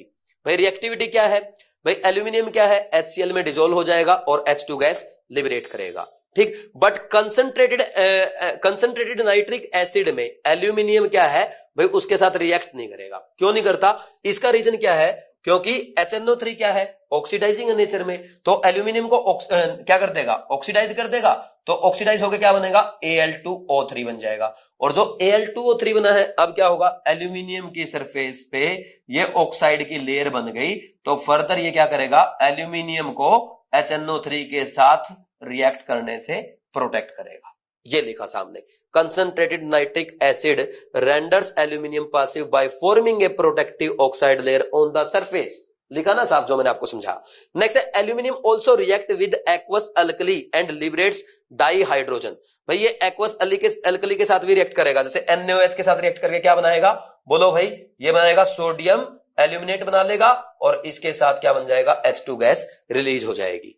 और यहां पे ऐसा भी लिखा मिलता है ANaAlO2, इसका मतलब होता है सोडियम एल्यूमिनेट। ठीक है भाई, या तो ऐसे लिख दे सोडियम एल्यूमिनेट की फॉर्म में, या लिख दे सोडियम टेट्रा हाइड्रोक्सो एल्यूमिनेट। ठीक, तो ये कॉम्प्लेक्स बन जाएगा। समझ आ रही कि नहीं आ रही बात, इसमें कोई डाउट तो नहीं है। तो एल्यूमिनियम देखो एसिड के साथ भी रिएक्ट कर रहा है और बेस के साथ भी रिएक्ट कर रहा है, यानी इसका नेचर कैसा है, एम्फोटेरिक है। इसलिए जो इसके ऑक्साइड और हाइड्रोक्साइड्स होते हैं वो नेचर में एम्फोटेरिक होते हैं। ठीक, फिर इसके बाद नेक्स्ट आगे बढ़ जाओ भाई, आगे क्या है, रिएक्टिविटी टुवर्ड्स हैलोजेंस। देखो भाई यहां पे लिखा है, these elements react with halogens to form trihalides except Tli3। देखो जो ये ब्रैकेट में लिखा ना, एक्सेप्ट Tli3, ये आपको अंडरलाइन करके अच्छे से रिवाइज करना है, बिकॉज आपके एग्जाम में एज इट इज पूछा जा सकता है। क्या पूछेगा examiner, which of the following trihalide of boron family does not exist. तो आपका आंसर क्या आएगा, Tli3। क्यों एग्जिस्ट नहीं करता भाई, बिकॉज हम जानते हैं भाई थैलियम प्लस 3 में क्या है, स्ट्रॉन्ग ऑक्सीडाइजिंग एजेंट का काम करेगा, और आयोडाइड आयन क्या होता है, स्ट्रॉन्ग रिड्यूसिंग एजेंट। तो ये क्या करेगा, इसको रिड्यूस कर देगा और TlI3 एग्जिस्ट नहीं करेगा। ठीक है भाई, आगे अच्छे समझ में, तो ये ध्यान रखना है। नेक्स्ट देखो, white fumes appear around the bottle of anhydrous aluminium chloride, give reason. यहां पे इसका सॉल्यूशन पढ़ लो। सॉल्यूशन में क्या लिखा है, anhydrous aluminium chloride is partially hydrolysed with atmospheric moisture to liberate HCl gas, most HCl appears white in colour. यानी anhydrous aluminium chloride क्या करेगा, एटमॉस्फेयर में प्रेजेंट मॉइस्चर के साथ रिएक्ट करेगा। तो जब ये मॉइस्चर के साथ रिएक्ट करेगा तो HCl वेपर्स का फॉर्मेशन होगा। HCl वेपर्स कैसे होते हैं, कलर में व्हाइट होते हैं, इसलिए एनहाइड्रस एल्यूमिनियम क्लोराइड की बोतल के चारों तरफ आपको व्हाइट फ्यूम्स नजर आते हैं। ठीक है भाई, समझ आ गया। फिर नेक्स्ट देखो, इसके बाद important trends and anomalous properties of boron. देखो इस वैसे तो हम ये सब कुछ पढ़ चुके हैं, फिर भी एक बार रिवाइज कर लो। The trichlorides, bromide and iodide of all these elements being covalent in nature are hydrolysed. भाई जो इनके ट्राइक्लोराइड्स होते हैं, ब्रोमाइड्स होते हैं, आयोडाइड्स होते हैं, ये क्या होते हैं, कोवलेंट होंगे नेचर में और इजिली इनका हाइड्रोलिसिस हो जाता है। नेक्स्ट देखो, species like tetrahedral MOH4- type and octahedral MH2O6+3 accept in boron exist in aqueous medium. यानी इनके जो यहां पे हाइड्रोलिसिस के बाद जो कंपाउंड बनेगा, क्या बनेगा, एक तो MOH4 टाइप, MOH4- टाइप, ठीक, ये टेट्राहेड्रल होगा, sp3 हाइब्रिडाइजेशन रहेगा, और दूसरा बनेगा MH2O6 3+ टाइप। ठीक, बट ये ध्यान रखना है, ये वाला आपका बोरॉन के केस में एग्जिस्ट नहीं करता, क्योंकि बोरॉन के पास वैकेंट 3d ऑर्बिटल प्रेजेंट नहीं होता है। ठीक, तो ये इसने बताया। तो एक्वस मीडियम में ये ऐसे एग्जिस्ट करते हैं, या तो आपका टेट्राहेड्रल फॉर्म में या ऑक्टाहेड्रल फॉर्म में, और यहाँ पे हाइब्रिडाइजेशन आ जाएगा sp3d2, जैसा ही पहले ही हम एल्यूमिनियम के केस में एक्सप्लेन कर चुके हैं। नेक्स्ट देखो भाई, monomeric trihalides being electron deficient are strong Lewis acid. तो इनका लुईस एसिड कैरेक्टर क्या होगा वो भी मैं आपको बता चुका हूं। ठीक, फिर इसके बाद नेक्स्ट देखो, यहां पे BF3 जब NH3 के साथ रिएक्शन करेगा तो क्या करेगा, NH3 अपने इलेक्ट्रॉन्स बोरॉन के वैकेंट ऑर्बिटल में क्या करेगा, कोऑर्डिनेट बॉन्ड के साथ डोनेट कर देगा। तो यहाँ पे बोरॉन का हाइब्रिडेशन क्या आएगा, sp3, और नाइट्रोजन का भी क्या आएगा, sp3। ये पहले ही मैं आपको बता चुका हूं और ये एग्जाम में पूछा जा चुका है, इसलिए आपको ध्यान रखना है। ठीक, नेक्स्ट देखो भाई, नेक्स्ट यहाँ पे ये बताया गया है भाई बोरॉन का मैक्सिमम कोवलेंस कितना है, 4 है, जबकि अदर एलिमेंट्स जो है उनका कोवलेंस क्या है, 4 के बियॉन्ड एक्सटेंड कर सकता है। रीजन क्या है, क्योंकि बोरॉन के पास वैकेंट d ऑर्बिटल प्रेजेंट नहीं होता, अदर के पास वैकेंट d ऑर्बिटल प्रेजेंट होता है। नेक्स्ट इसके बाद, most of the other metal halides example AlCl3 are dimerised through halogen bridging. ये पहले ही आप सीख चुके हैं, मैंने आपको पहले ही बता दिया था, इसका स्ट्रक्चर समझाया था। नेक्स्ट आ जाओ प्रॉब्लम 11.3 पे, boron is unable to form BF6 3- ion explain. क्योंकि इसके पास वैकेंट 3d ऑर्बिटल प्रेजेंट नहीं होता, बोरॉन सेकंड पीरियड का एलिमेंट है, इसके पास only 2s and 2p subshell present है, यानी इसके पास टोटल 4 वैलेंस ऑर्बिटल प्रेजेंट है। तो इसका मैक्सिमम वैलेंस कितना हो सकता है, 4 हो सकता है। इसलिए BF3 क्या करेगा, ओनली F- के साथ रिएक्ट करके BF4- बनाएगा, जिसका शेप होगा टेट्राहेड्रल और हाइब्रिडाइजेशन होगा sp3। समझ आया कि नहीं आया, इतनी बार रिवाइज हो गया, NCERT में है, एग्जाम में आ सकता है। ठीक, फिर इसके बाद नेक्स्ट देखो भाई, ये हो गया अपना some important compounds of boron. तो इसमें सबसे पहले हम पढ़ रहे हैं बोरैक्स। बोरैक्स क्या है, व्हाइट क्रिस्टलाइन सॉलिड होता है, जिसका फॉर्मूला है Na2B47.10H2O। तो इसमें देखो, ये इसने बहुत ही बढ़िया बताया, in fact it contains the tetra nuclear units B4O5OH4 2-। ये कैसे बन रही है यूनिट, ये भी मैं आपको बता दूंगा, क्योंकि एग्जाम में आपसे पूछी जा सकती है। And correct formula therefore is Na2B4O5OH4.8H2O। तो ये आपको ध्यान रखना है। ठीक, तो ये ऐसे एग्जिस्ट करता है, ये ध्यान रखेंगे आप। समझ आया कि नहीं आया, ठीक है भाई। फिर नेक्स्ट देखो भाई, जब हम बोरैक्स को हीट करते हैं तो सबसे पहले तो क्या होगा, इसके जो वाटर मॉलिक्यूल्स है वो एवेपोरेट हो जाएंगे। फिर स्ट्रांगली हीट करने पे क्या बनाएगा, NaBO2+B2O3। तो ये ट्रांसपेरेंट लिक्विड होता है। जब इसको हम कूल करेंगे तो ये क्या बन जाएगा, इसका सॉलिड बन जाएगा, और सॉलिड कैसे बनते हैं, जैसे आपके ना कंचे होते हैं ना, बचपन में खेलते थे आप कांच की गोली, तो वैसे आपके ट्रांसपेरेंट बीड बन जाएंगे। और इन ट्रांसपेरेंट बीड में ये वाला जो पार्ट होता है B2O3, ये बहुत ज्यादा रिएक्टिव होता है। तो इसको हम किस में यूज करते हैं, इसको हम ट्रांजिशन मेटल के ऑक्साइड के टेस्ट में यूज करते हैं कि ये कौन से मेटल का ऑक्साइड है, तो उसको हम कहते हैं बोरॉक्स बीड टेस्ट। ठीक, जैसे फॉर एग्जांपल इसको अगर आप कोबाल्ट के ऑक्साइड के साथ रिएक्ट करवाएंगे तो ये क्या क्या रिएक्शन देगा, ये बनाएगा COBO2 ट्वाइस और इसका कलर होगा ब्लू। ठीक है भाई, समझ आया कि नहीं आया। ऐसे ही अगर कॉपर के ऑक्साइड के साथ करेंगे, देखो एनसीईआरटी में कोबाल्ट के ऑक्साइड के साथ तो दिया है, बाकी अगर आप पढ़ना चाहो तो पढ़ लो।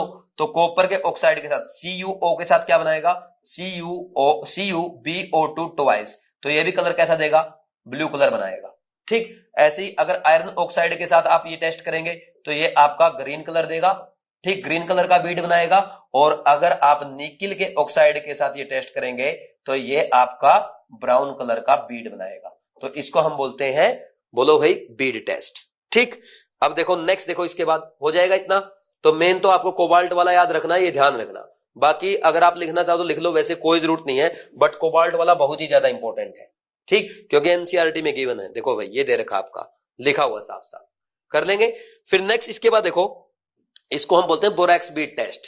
नेक्स्ट है orthoboric acid. Orthoboric acid H3BO3 is a white crystalline solid. ये इसका प्रिपरेशन कैसे करते हैं भाई, अगर हम यहाँ पे Na2B4O7 यानी बोरॉक्स की रिएक्शन कराएं किसके साथ, वाटर के साथ, इन एसिडिक मीडियम क्या फॉर्म होगा, NaCl plus BOOH thrice. It is also formed by the hydrolysis of most boron compounds, जैसे हैलाइड्स हैं या हाइड्राइड्स हैं। अगर इनका हाइड्रोलिसिस करते हैं तो उससे भी आपको बोरिक एसिड का फॉर्मेशन, बोरिक एसिड का प्रिपरेशन आप कर सकते हैं। नेक्स्ट देखो भाई, इसमें ना इसका स्ट्रक्चर के बारे में एक्सप्लेन किया गया है। तो इसमें क्या है, ये प्लेनर स्ट्रक्चर बनाएगा जिसमें BO3 यूनिट होती हैं जो हाइड्रोजन बॉन्डिंग करेगी। अब ये स्ट्रक्चर जो है ये बहुत ज्यादा इंपॉर्टेंट होता है। यहां से एग्जाम में क्वेश्चन कैसे आ सकता है वो मैं आपको एक्सप्लेन कर देता हूं। देखो भाई, ये आपका, यहां पे ध्यान देना मेरी बात पे एक बार, ये आपका H3BO3 है। ठीक, ये दिख रहा है आपको। अब देखो यहां पे ये ऑक्सीजन क्या करेगा, एक हाइड्रोजन बॉन्ड बनाएगा, ये हाइड्रोजन एक हाइड्रोजन बॉन्ड बनाएगा, यहां पे ये ऑक्सीजन भी एक, ये हाइड्रोजन एक, ये ऑक्सीजन और एक ये हाइड्रोजन। तो ये अदर BOH थ्राइस मॉलिक्यूल के साथ ऐसे बॉन्ड बनाएंगे। तो जब ये बॉन्ड बनाएंगे, हाइड्रोजन बॉन्ड बनाएंगे, तो आप देखो BOH थ्राइस का एक मॉलिक्यूल कितने हाइड्रोजन बॉन्ड बना रहा है भाई, 3 तो ऑक्सीजन के साथ बनेंगे और 3 हाइड्रोजन के साथ बनेंगे। तो टोटल कितने हाइड्रोजन बॉन्ड बनेंगे, 6 हाइड्रोजन बॉन्ड बनेंगे। ये डायरेक्ट आपके एग्जाम में क्वेश्चन पूछा जा सकता है क्योंकि एनसीईआरटी में डायग्राम गिवन है। समझ आया कि नहीं, कर लेंगे भाई, तो ये ध्यान रखना है। ठीक, इसका स्ट्रक्चर कैसा होता है, प्लेनर होता है। ठीक, और यहां पे इसका हाइब्रिडाइजेशन क्या होगा, sp2 होगा। तो ये आपको ध्यान रखना है। ठीक, फिर इसके बाद नेक्स्ट देखो भाई, नेक्स्ट यहां पे boric acid is a weak monobasic acid. It is not a protonic acid but act as a Lewis acid by accepting electron from a hydroxyl ion. यानी क्या करेगा, जब वाटर के साथ इसकी रिएक्शन करवाएंगे तो ये भाई वाटर में ना H+ डोनेट नहीं करता, बल्कि वाटर से OH- को एक्सेप्ट कर लेता है। देखो ये BOH थ्राइस है, इसमें एक वैकेंट p ऑर्बिटल होगा, तो यहां पे वाटर क्या करेगा, अपने इलेक्ट्रॉन ये कोऑर्डिनेट कर देगा वाटर का मॉलिक्यूल। तो क्या बन जाएगा यहाँ पे BOH4। ठीक, ये बन जाएगा ऐसे। तो यहाँ पे वाटर मॉलिक्यूल जो है इसके ऊपर प्लस चार्ज आएगा, तो जैसे ही प्लस चार्ज आएगा ये क्या करेगा, यहां से H+ की छुट्टी कर देगा, ये बन जाएगा BOH4- और प्लस H+ ये रिलीज करेगा। तो ये जो H+ आ रहा है ये कहां से आया है, ये वाटर का H+ है, ना कि यहाँ पे बोरिक एसिड रिलीज कर रहा है। बल्कि बोरिक एसिड तो यहाँ पे लुईस एसिड का काम कर रहा है, वाटर से OH को एक्सेप्ट करेगा और फिर H+ रिलीज होता है। तो इसलिए आपका प्रोटोनिक एसिड नहीं है, ये ऑलरेडी सभी एग्जाम्स में पूछा जा चुका है। ठीक, इस पे आईआईटी ने एक बार तो असर्शन रीजन का क्वेश्चन पूछा जो इजीली आप कर सकते हैं। समझ आया कि नहीं आप, बोलो भाई। ये क्या है, वीक मोनोबेसिक एसिड है, बट ये प्रोटोनिक एसिड नहीं है, क्योंकि ये क्या करेगा, वाटर से OH एक्सेप्ट करेगा और वाटर का H+ रिलीज करेगा, ना कि खुद का H+ रिलीज करता है। समझ आया कि नहीं आप, तो लुईस एसिड का काम करेगा भाई। नेक्स्ट देखो इसके बाद on heating orthoboric acid above 370 kelvin forms metaboric acid यानी HbO2 which on further heating yields boric oxide यानी H3BO3 को अगर हीट करते हो पहले तो क्या बनेगा बोलो भाई मेटाबोरिक एसिड, फर्दर और स्ट्रांगली हीट करने बनेगा B2O3। ये आप ध्यान रख सकते हो। नेक्स्ट देखो problem 11.4 why is boric acid considered as a weak acid. अभी मैंने आपको बताया क्योंकि ये H+ रिलीज नहीं करता बल्कि वाटर से OH- आयन को एक्सेप्ट करेगा।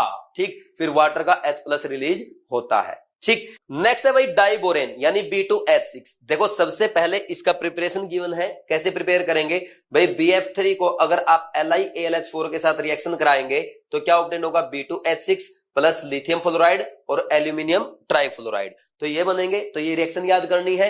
इसके अलावा जब BF3 की आप NaH के साथ रिएक्शन कराते हैं 450 केल्विन में तो उसमें आपको B2H6 plus sodium fluoride obtain होता है। और एक रिएक्शन इसके ऊपर गिवन है NaBH4 की रिएक्शन कराएंगे I2 के साथ तो B2H6 प्लस सोडियम आयोडाइड और H2 गैस रिलीज होगी। तो ये तीन मेथड इसके प्रिपरेशन के जो आपको ध्यान रखने हैं। नेक्स्ट है इसकी प्रॉपर्टीज। डाइबोरेन क्या है, कलरलेस और हाईली टॉक्सिक गैस है जिसका बॉइलिंग पॉइंट 180 केल्विन होता है, जो आपको याद करने की जरूरत नहीं है। और ये इजिली भाई एयर में रखने पे आग पकड़ लेता है और इसकी जो कंबसन रिएक्शन है वो हाईली एक्सोथर्मिक है, जैसा कि आपको रिएक्शन में दिखाया गया है। B2H6 जब O2 के साथ रिएक्शन करेगा तो B2O3 प्लस वाटर का फॉर्मेशन होगा और इसमें 1976 किलो जूल पर मोल हीट रिलीज होती है, जो कि बहुत ज्यादा है। फिर इसके बाद देखो भाई जब इसको आप वाटर के साथ ट्रीट करेंगे तो कौन क्या रिएक्शन देगा भाई, वाटर के साथ ट्रीट करने पे BOH थ्राइस यानी बोरिक एसिड का फॉर्मेशन होगा और H2 गैस रिलीज होगी। फिर नेक्स्ट है भाई ये डाइबोरेन जो है इलेक्ट्रॉन डेफिशिएंट मॉलिक्यूल होता है जो लुईस बेस के साथ बोरेन अडक्ट बनाएगा, जैसा कि आपको एग्जांपल्स में गिवन है। ठीक, फिर इसके बाद देखो भाई जैसे यहां पे क्या है ट्राई मिथाइल अमोनिया के साथ अडक्ट बना रहा है और कार्बन मोनोऑक्साइड के साथ अडक्ट बना रहा है। फिर नेक्स्ट देखो भाई, नेक्स्ट है वेरी इंपॉर्टेंट रिएक्शन, ये आपके एग्जाम में एज इट इज पूछी जा सकती है। देखो क्या लिखा, reaction of ammonia with diborane gives initially B2H6.2NH3 which is formulated as BH2NH3 twice plus BH4 minus. Further heating gives borage that is B3N3H6 known as inorganic benzene in the view of its ring structure with alternate BH and NH groups. तो इसका structure भी अभी मैं आपको बताऊंगा क्योंकि NCERT में तो गिवन नहीं है, अभी मैं आपको बता दूंगा। देखो भाई बट ये रिएक्शन डायरेक्ट आप याद कर लो, उसको पढ़ने की जरूरत नहीं पड़ेगी। तो B2H6 जब NH3 के साथ रिएक्शन करेगा तो पहले तो क्या बनेगा BH2NH3 twice plus BH4 minus. एक तो आपसे डायरेक्ट ये पूछ सकता है भाई इंटरमीडिएट क्या बनता है, तो ये ध्यान रखना है। फिर जब आप इसको हीट करेंगे फर्दर तो क्या बनेगा B3N3H6 प्लस 12H2, तो इनऑर्गेनिक बेंजीन बनेगी। तो देखो भाई इसको इनऑर्गेनिक बेंजीन क्यों कहते हैं, बिकॉज इसका स्ट्रक्चर क्या है आपका बेंजीन के जैसा होता है। कैसे, देखो भाई यहाँ पे ये बोरोन नाइट्रोजन बॉन्ड, ये बोरोन के साथ, फिर ये नाइट्रोजन, ये बोरोन, ये नाइट्रोजन और ये बोरोन, और एक एक सिंगल बॉन्ड आएगा इनका हाइड्रोजन के साथ। ठीक है भाई, ये नाइट्रोजन बोरोन को कोऑर्डिनेट करेगा, ये ऐसे कोऑर्डिनेट करेगा, तो ये ऐसे पाई बॉन्ड के फॉर्मेशन होंगे। तो अब देखो ध्यान से, ये स्ट्रक्चर आपको ऑर्गेनिक के बेंजीन जैसा नजर आ रहा कि नहीं आ रहा। ठीक, देखो यहां पे अगर हम बात करें ये स्ट्रक्चर ऐसा है कि नहीं है, तो यहाँ पे कार्बन हाइड्रोजन बॉन्ड होता है, तो बेंजीन के जैसा इसका स्ट्रक्चर नजर आता है, इसलिए इसको क्या बोलते हैं इनऑर्गेनिक बेंजीन कहते हैं। अब देखो यहाँ पे एक तो आपको ये ध्यान रखना है भाई बोरोन का हाइब्रिडाइजेशन स्टेट क्या है sp2, नाइट्रोजन का भी क्या है sp2, तो आपका मॉलिक्यूल क्या होगा प्लेनर होगा। तो एक तो ये क्वेश्चन हो गया। इसके अलावा भाई जो इनऑर्गेनिक बेंजीन होता है वो हमारे ऑर्गेनिक बेंजीन से ज्यादा रिएक्टिव होता है। इसका रीजन क्या है, क्योंकि इसमें जो बोरोन नाइट्राइड बॉन्ड है, बोरोन नाइट्राइड बॉन्ड क्या होगा पोलर पाई बॉन्ड होगा, तो पोलर बॉन्ड होने की वजह से इसकी रिएक्टिविटी ज्यादा होगी। और ऑर्गेनिक में कार्बन कार्बन में जो बॉन्ड होता है वो आपका नॉन पोलर होता है। ठीक, समझ आ गया। तो ये स्ट्रक्चर अगर आप बनाना चाहे तो बना सकते हैं क्योंकि एग्जाम में पूछा जा सकता है। ठीक है भाई, फिर इसके बाद नेक्स्ट देखो, नेक्स्ट यहां पे देखो ये आपका डाइबोरेन का स्ट्रक्चर गिवन है जिसमें इसने बताया था 4 terminal BH bonds are regular, 2 center 2 electron bond while 2 bridge BHB bonds are different and can be described in the terms of 3 center 2 electron bonds shown in figure 11.2। देखो भाई ये figure जो आपको गिवन है इसमें यहाँ पे ये बोरोन है और ये 2 हाइड्रोजन और एक ये बोरोन और 2 ये हाइड्रोजन, ये आपके क्या है टर्मिनल हाइड्रोजन है, ये टर्मिनल है ये भी टर्मिनल, ये भी टर्मिनल और ये भी टर्मिनल। और ये जो दो बोरोन है ये क्या एक प्लेन में एग्जिस्ट करते हैं, ठीक। और ये जो डॉटेड हाइड्रोजन के साथ बॉन्ड दिखा रखे हैं ये आपके ब्रिज बनाएंगे ऐसे, ठीक। एक ऊपर बनाएगा ऐसे, एक इस प्लेन के नीचे आएगा। समझ आएगी नहीं आई बात? इसमें कोई डाउट तो नहीं है। अब देखो जो हमारा बोरोन है, आपको पता है बोरोन के पास क्या है, 2s to 2p1 इसका कॉन्फ़िगरेशन है। तो 2s के इलेक्ट्रॉन को एक्साइट कराएंगे 2p में, तो ये कॉन्फ़िगरेशन बन जाएगा। तो अब देखो ये आराम से 3 बॉन्ड तो बना सकता है। तो ये क्या करेगा भाई, जैसे यहाँ पे ये ऐसे इसके पास आप ये शो कर दो कि यहाँ पे इसके पास एक इलेक्ट्रॉन तो इसमें है, एक इलेक्ट्रॉन ये रहा, एक ये रहा। तो यहाँ पे टर्मिनल हाइड्रोजन के साथ पेयरिंग करेगा ऐसे, ये बॉन्ड बन जाएगा। और फिर एक बोरोन इधर होगा, तो यहाँ पे ये जो बोरोन है तो इसके पास मान लीजिए ये इलेक्ट्रॉन है, ठीक। तो ये 3 इलेक्ट्रॉन है, बट इसका ये वाला वैकेंट है। तो अब क्या होगा, यहाँ पे ये टर्मिनल हाइड्रोजन के साथ बॉन्ड बनाएगा ऐसे, ठीक। तो ये हो गए आपके 4 टर्मिनल हाइड्रोजन, ठीक। तो ये चारों टर्मिनल हाइड्रोजन क्या बना रहे हैं, ध्यान से देखो भाई, यहाँ पे ये एक और एक ये दो, ये 2 सेंटर 2 इलेक्ट्रॉन बॉन्ड है। तो ये 2 सेंटर 2 इलेक्ट्रॉन बॉन्ड, ये भी 2 सेंटर 2 इलेक्ट्रॉन बॉन्ड, ये भी आपका 2 सेंटर 2 इलेक्ट्रॉन बॉन्ड, ये भी 2 सेंटर 2 इलेक्ट्रॉन बॉन्ड। तो आपके 4 हो गए 2 सेंटर 2 इलेक्ट्रॉन बॉन्ड। ये डायरेक्ट आपके एग्जाम में पूछा जाता है, ठीक। फिर इसके बाद नेक्स्ट देखो, यहाँ पे इस बोरोन का ये तो वैकेंट ऑर्बिटल, इसका ये हाफ फिल्ड ऑर्बिटल, और यहाँ पे हाइड्रोजन का एक इलेक्ट्रॉन, ये बॉन्ड बनाएंगे। तो ये जो बॉन्ड बनेगा इन तीनों के बीच में, तो ये होगा आपका ब्रीजिंग हाइड्रोजन का बॉन्ड। तो ये क्या होगा आपका 1 2 और 3 सेंटर हो गए और 2 इलेक्ट्रॉन बॉन्ड है। तो ये आपका 3 सेंटर 2 इलेक्ट्रॉन बॉन्ड है। सिमिलरली एक यहाँ पे बनेगा, तो ये आपका ब्रीजिंग हाइड्रोजन है। तो ये 2 ब्रीजिंग हाइड्रोजन क्या करेंगे, दोनों बोरोन के बीच में 2 3 सेंटर 2 इलेक्ट्रॉन बॉन्ड बनाएंगे। ये आपको ध्यान रखना है, ठीक है भाई, समझ आ गया अच्छे से। तो ये एग्जाम में पूछा जाता है। और ये जो बॉन्ड बनेगा ना, ये ऐसा नजर आता है आपका, देखो बोरोन बोरोन के बीच में ऐसा नजर आएगा ये, ठीक। यहाँ पे एक हाइड्रोजन है, एक नीचे नजर आएगा ये ऐसे ब्रिजिंग हाइड्रोजन, ठीक। तो ये बनाना के जैसा बॉन्ड नजर आता है, इसलिए इसको बनाना बॉन्ड भी कहते हैं, ठीक। समझे कि नहीं समझे, कोई डाउट तो नहीं है, अच्छे से पता है। देखो एनसीईआरटी में लिखा है तो वहां से याद कर लो, या कहीं पे आप लिख लो कि इसमें 4 2 सेंटर 2 इलेक्ट्रॉन बॉन्ड और 2 3 सेंटर 2 इलेक्ट्रॉन बॉन्ड होते हैं, ठीक। फिर इसके बाद देखो यहाँ पे स्ट्रक्चर में आपको बताया गया है भाई, ये जो टर्मिनल हाइड्रोजन के साथ इसका बॉन्ड एंगल आएगा HBH 120 डिग्री होगा। बट जो ब्रिजिंग हाइड्रोजन के साथ आएगा HBH, जो ऊपर वाला है और नीचे वाला, इनके बीच का जो बॉन्ड एंगल होगा 97 डिग्री आएगा। तो ये आपको ध्यान रखना है, एग्जाम में एज इट इज आ सकता है। फिर इसके बाद नेक्स्ट देखो भाई, ये जो स्ट्रक्चर आपको गिवन है, यहां पे इसने बताया भाई, जब आप B2H6 की रिएक्शन कराएंगे कि इसके साथ मेटल हाइड्राइड के साथ, जैसे लिथियम का हाइड्राइड हो गया या सोडियम का हाइड्राइड हो गया, तो ये क्या बनाएगा, M+BH4- टाइप कंपाउंड बनाएगा। जैसे NaBH4 है, LiBH4 है। तो ये किसका काम करते हैं, ये ऑर्गेनिक में रिड्यूसिंग एजेंट का काम करते हैं। अच्छा, सबसे खास बात ध्यान देना, अब यहाँ पे देखो मैंने हाईलाइट कर रखा है, इस फिगर के नीचे आराम से इसने साफ साफ लिख दिया, each boron atom uses sp3 hybrids for bonding. यानी बोरोन में जो एटम B2H6 में जो बोरोन एटम है, इनका हाइब्रिडेशन कैसा होगा, sp3 होगा। आपको ये ध्यान रखना है, क्योंकि आपके एनसीईआरटी में साफ लिखा है भाई, बोरोन में यहां पे आपके 3 तो आपके क्या होंगे, हाफ फिल्ड ऑर्बिटल है, और एक वैकेंट ऑर्बिटल हाइब्रिडाइजेशन में पार्टिसिपेट करेगा। तो टोटल कितने हो गए, 4 ऑर्बिटल हो गए। तो 4 हाइब्रिड ऑर्बिटल क्या बनाएंगे, sp3 हाइब्रिडाइजेशन बनाएंगे। बात समझ में आई कि नहीं आई, इसमें कोई डाउट तो नहीं है। तो ये आपको ध्यान रखना है, बाकी ये आपको मैंने पूरा पढ़ा दिया जो इसके नीचे लिखा हुआ है, ठीक। ये हो गया आपका B2H6। नेक्स्ट आ जाओ भाई, uses of boron and aluminium and other compounds. तो देखो, boron fibres are used in making bullet proof vest and light composite material for aircraft. तो बोरोन को किस में यूज करते हैं, एक तो भाई बुलेट प्रूफ जैकेट बनाने में, और दूसरा ये लाइट जो आपके लाइट एयरक्राफ्ट पार्ट होते हैं उनको बनाने में। जो बोरोन 10 आइसोटोप है, इसकी भाई ये इसकी एक एबिलिटी होती है कि ये न्यूट्रॉन्स को एब्जॉर्ब कर सकता है।